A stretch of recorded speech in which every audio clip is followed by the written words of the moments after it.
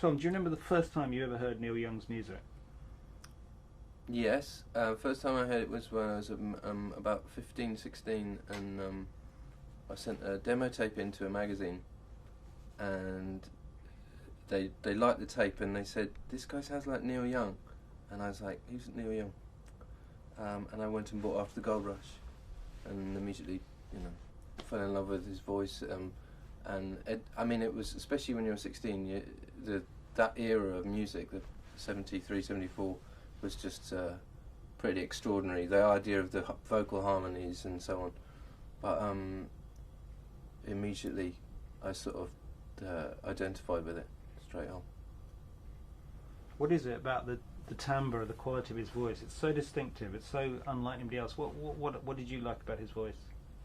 Well, the frailty thing is obviously appealing, and the register of it. He especially during that period, he was really going high up, and he has this soft vibrato that nobody else does. But more than that, it was just his attitude to the way he laid the songs down. Not just After the Gold Rush, but everything was all about capturing a particular moment and saying what's on his mind, but putting it in a way like it's sort of semi-abstract. And at the time, I was listening to lots of REM, and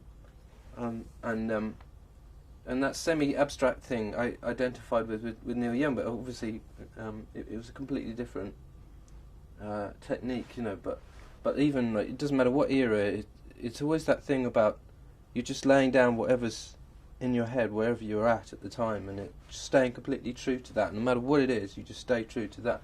And lots of the temptation, especially when people start listening to what you're writing, is to worry, agonise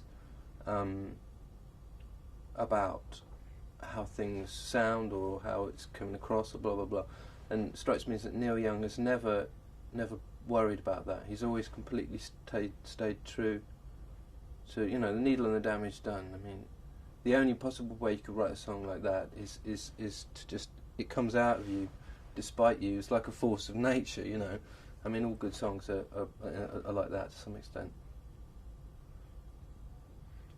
How do you think can you tell how he protects, or do you, as you say, most artists, specifically in pop or rock music, no worries, particularly artists, everything suggests you should compromise. Every force is out there, whether it's the record company or the audience. There are so many forces that can lead artists to compromise, and that's particularly what's extraordinary about Neil. Can you get the impression compromise isn't even an option for him? Yeah, I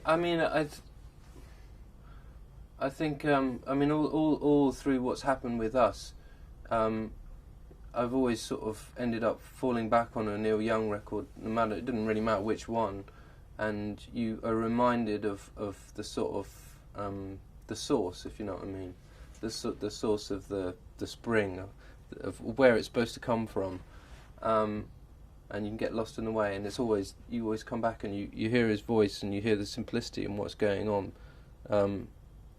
but it's a false simplicity. It's not a sort of laziness. It's these are his tools and these are what he uses, and he doesn't, and it's not because he doesn't know which other way to go. It's just like he has found his thing that his elements that he needs, and that's I think maybe it's the folk tradition thing. I mean, it's a lot of stuff that basically I've never really delved into. I've never been a massive Dylan fan. I like Dylan for the lyrics and stuff, but I only got into Dylan because of Neil Young, and that's because Neil Young, I mean, there's so much more space and brevity to it, and okay, so the question of compromise, feeling whether he's compromised or not, I mean, I think he it's out of necessity. He stays true to speaking as he sees it, and that's it. And the interesting thing is that I guess that's a folk tradition, and it's something that I've always identified with, really. Not that I really understand where it comes from, because he's my channel to that whole thing, you know. I think it's also obstinacy, a real genuine He's obstinate. An artistic obstinacy. I mean. Yeah, okay, well, I should imagine, I mean, like, in order to survive, to survive and stay true to what you're doing, you have to be completely obstinate, and you also have to be fiercely protective of whatever the force is that makes you right. And it's not something that you can buy, and it's something that's fairly intimate and unexplainable. I mean, for some reason, like, I once ran around his house because we were doing one of the Neil Young benefit things for the bridge school that he does. And in the middle of the hall is this grand piano, but it's like this. The leg's broken, or a short leg on it like that.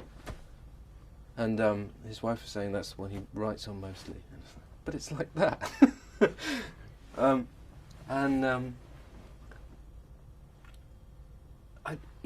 It's really easy if your music is listened to by lots of people or whatever, to let your horizons sort of expand and expand and expand and take it all in. But he's done the exact opposite, where he's enclosed himself in a small area that within his work or whatever, and protected that, because he knows that's the thing that's going to keep him true to his art.